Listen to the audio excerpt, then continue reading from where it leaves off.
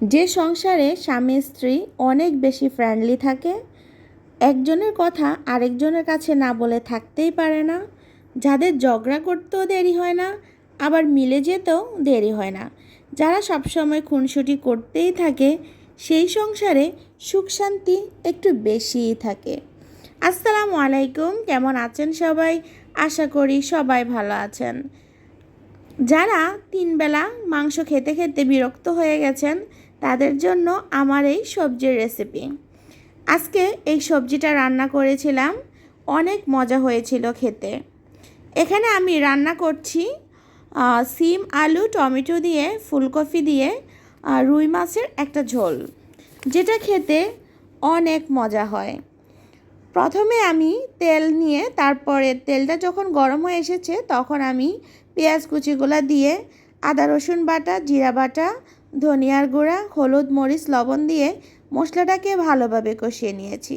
তারপর সিম, আলু, ফুলকপি ধুয়ে রাখা সেগুলো দিয়ে দিয়েছি। আমি অফ ক্যামেরায় ধুয়ে নিয়েছিলাম সবজিগুলো। তারপর এখানে ভালোভাবে কষাতে হবে। আমি সবসময় বলে থাকি, যত ভালো করে সবজি কষাবেন তত বেশি মজা হবে। আর এখানে আমার স্কিপ হয়ে গেছে, টমেটো দিয়েছিলাম, সেটা ভিডিওতে স্কিপ হয়ে গেছে। আমি টমেটো দিয়েছি সবজিতে, আর এই সবজিটাতে টমেটো না দিলে কেন জানি তরকারিটা একটু মজা লাগে না।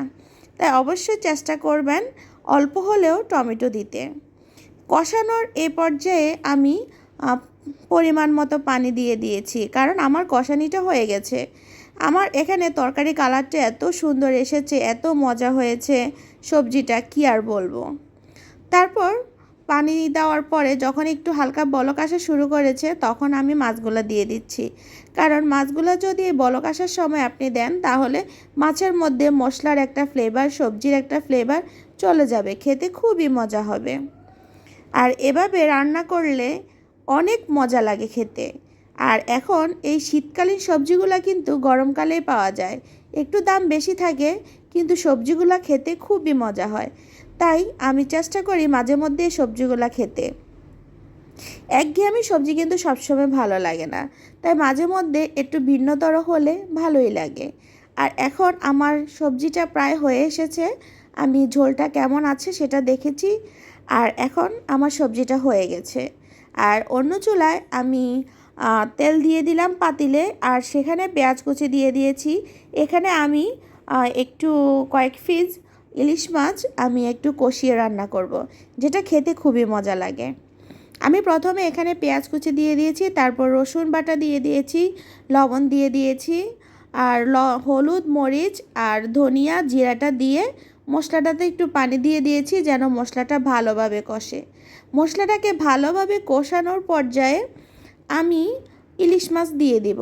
ইলিশ মাছের পিসগুলো যদি আপনি এ পর্যায়ে দেন, তাহলে ভালোভাবে মশলাগুলা ঢুকবে মাছের মধ্যে।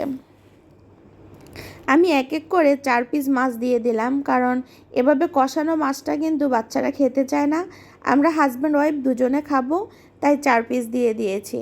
এভাবে কষিয়ে রান্না করলে ইলিশ মাছের ঘ্রাণটা খুবই ভালো থাকে, আর খেতেও খুবই মজা লাগে। আমার হাজব্যান্ড তো খুবই পছন্দ করে এভাবে কষানো ইলিশ মাছ, তাই আমাদের দুজনের জন্য এভাবে রান্না করেছি। বাচ্চারা তেমন খেতে চায় না এভাবে, কারণ এভাবে কাটাটা একটু বেশি লাগে। তাই আপনার বাচ্চারা যেভাবে খাবে সেভাবে খেতে হবে, আর নিজেদের জন্য তাই একটু আলাদা করে রান্না করলাম। এত মজা হয়েছিল এই মাছটা, আমার কাছে খুবই ভালো লেগেছে। আর এই গরমের দিনে একটু শাকসবজি খেতে আসলেই ভালো লাগে, তাই আমরাও চেষ্টা করি সবসময় শাকসবজি খাওয়ার জন্য, মাছ মাংস খাওয়ার জন্য।